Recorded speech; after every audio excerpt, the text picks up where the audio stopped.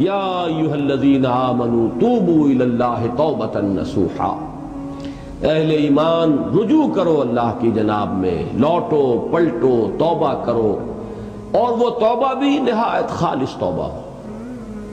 یہ توبہ حضرت علی رضی اللہ تعالیٰ عنہ نے ایک مرتبہ دیکھا ایک شخص کو، وہ گردان کر رہا ہے توبہ کی تیزی تیزی سے، فرمایا یہ تو توبۃ المکذبین ہے، جھٹلانے والوں کی توبہ ہے یہ۔ وہ گھبرایا، تو پھر آپ نے فرمایا توبہ وہ ہوتی ہے جس کے ساتھ وہ ساری کیفیات ہو، شدید ترین پشیمانی ہو کہ میں کیا کر بیٹھا ہوں، پھر یہ کہ آئندہ کے لیے عزم مصمم ہو کہ ہرگز دوبارہ یہ کام میں نہیں کروں گا، اور نہایت گڑ گڑا کر اللہ سے اس کی دعا جو ہے اس کی معافی طلب کی جائے۔ یہ قلب کی گہرائیوں سے جب تک یہ توبہ نہیں نکلے گی یہ توبہ نہیں ہے۔ تو توبۃ النصوح، یہ نصح کا لفظ جو آتا ہے عربی زبان میں، یہ ہے کسی شے کے خالص ہونے، کوئی اس میں ملاوٹ نہ ہو۔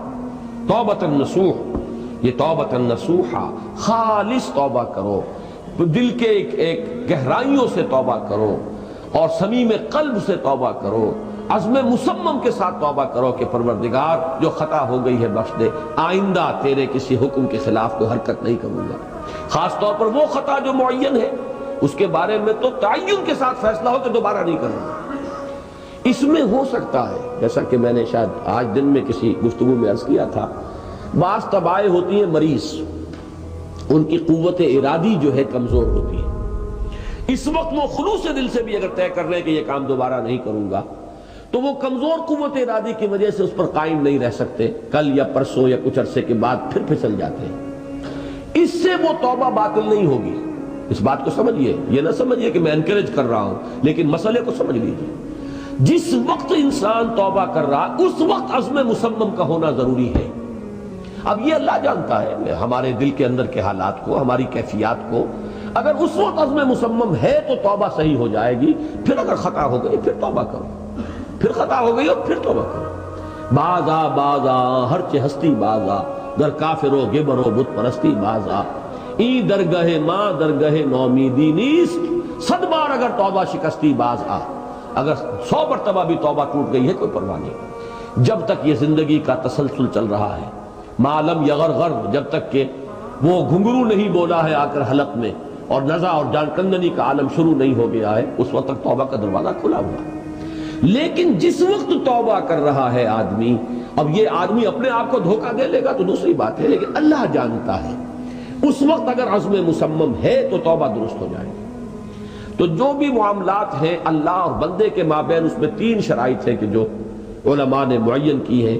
ایک حقیقی پشیمانی، وہ پشیمانی جس کے لیے اقبال کا وہ شعر بہت مشہور ہے جو انہوں نے نوجوانی میں کہا تھا، اور داغ دہلوی اس مجلس میں موجود تھے جہاں علامہ نے یہ شعر پڑھا ہے، تو انہوں نے بڑی داد دی تھی کہ میاں اس عمر میں اور یہ شعر یعنی چشم بد دور، وہ یہ داد کا بڑا ایک یعنی بلیغ انداز ہے۔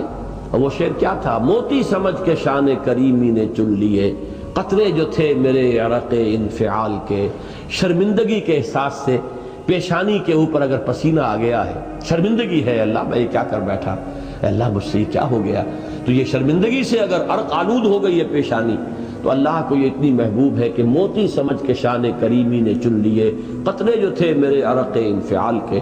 حدیث میں یہ مضمون آیا ہے، اللہ کو کتنی خوشی ہوتی ہے اپنے بندے کے توبہ سے۔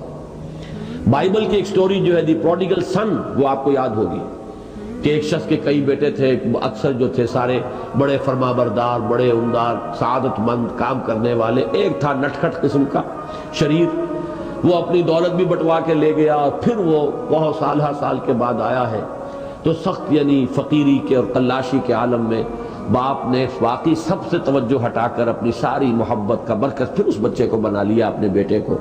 تو وہ سعادت مند بیٹے تھے، انہوں نے کہا کہ یہ کیا کیا آپ نے، یہ ایسا اور یہ ایسا اور یہ ایسا اس نے یہ کیا، اور آج آپ پھر اس کے لیے وہی آپ کی محبت جو ہے وہ یہاں پھر اس کے جو ہے شامل حال ہو گئی ہے۔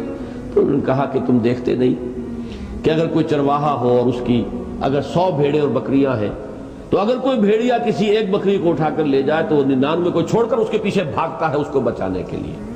جو میرے ہیں وہ تو ہے ہی ہے، جو مجھ سے دور چلا گیا تھا وہ اگر لوٹ کر آیا ہے تو در حقیقت یہ ہے میری توجہ کا اور میری محبت کا سب سے زیادہ مستحق۔ یہی معاملہ اللہ کا. یہ در حقیقت ایک پیرابل ہے، ایک کہانی ہے جس میں اللہ کی وہ شفقت جو ہے اپنے گناہگار بندوں کے جو شامل حال ہوتی ہے جب وہ توبہ کرتے ہیں، جس کے لیے حدیث میں آخری بات بیان کر دی گئی کہ تصور دیا گیا ہے کہ ایک لق و دق صحرا میں ایک شخص سفر کر رہا تھا. ایک ہی اونٹنی سواری کی، اسی پر اس کا راشن بھی تھا، پانی بھی تھا. تھوڑی دیر کے لیے وہ ایک درخت کے سائے میں بیٹھا سستانے کے لیے، دھوپ کی تمازت سے بچنے کے لیے. تو ذرا بیٹھا بیٹھا اونگ گیا. اب جو آنکھ کھلی تو دیکھا کہ اونٹنی غائب ہے. اس کا سفر کا ذریعہ وہی، پانی اسی پر، راشن اسی پر، گویا کہ کل زندگی کا ذریعہ جو ہے وہ اونٹنی تھی اس کی. لق و دق سے رہا ہے، کہاں جائے؟ کہیں پانی نہیں، کچھ کھانے کے لیے نہیں. دیوانہ وار دوڑتا ہے دائیں بائیں ادھر ادھر اونٹنی کو ڈھونڈنے کے لیے، کہیں سراغ نہیں ملتا. تو وہ اب موت کے انتظار میں درخت کے نیچے آ کے بیٹھتا تھا. مایوسی کی انتہا، موت کا انتظار کہ اچانک دیکھتا ہے کہ اونٹنی تو کھڑی ہوئی ہے. تو اب اس پر شادی مرگ کی کیفیت طاری ہوتی ہے. وہ کہنا تو یہ چاہتا تھا اللہ میں تیرا بندہ ہوں تو میرا رب ہے، کہہ یہ جاتا ہے کہ اللہ تو میرا بندہ میں تیرا رب ہوں. زبان لڑکھڑا گئی ہے اس خوشی کی شدت کی وجہ سے. تو حضور فرماتے ہیں کہ اللہ کو اپنے کسی گناہگار بندے کی توبہ سے اس سے بھی کہیں زیادہ خوشی ہوتی ہے. تو اس کو ذہن میں رکھیے، توبہ کا بڑا اونچا مقام ہے. ہمارے ہاں شرائط بھی سخت ہیں. 3 شرطیں وہ، ایک عزم مصمم، ایک پشیمانی، حقیقی پشیمانی. نمبر 2 عزم مصمم کہ اب دوبارہ نہیں کروں گا. نمبر 3 ایک مرتبہ ضرور اس کام کو چھوڑ دینا. یہ گویا کہ اس کے عزم مصمم کا فوری ثبوت ملنا چاہیے.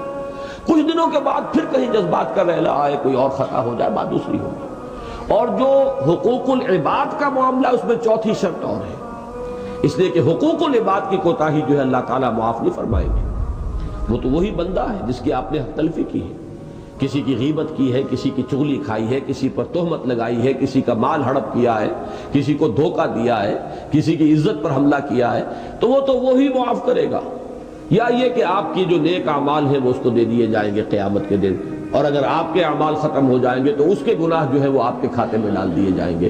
بہرحال جو 4تھی شرط ہے حقوق العباد کے معاملے میں کوتاہی میں توبہ کی، وہ یہ ہے کہ آپ یا معافی طلب کریں یا تلافی کریں اس شخص کی جس کے حقوق کو آپ نے طلب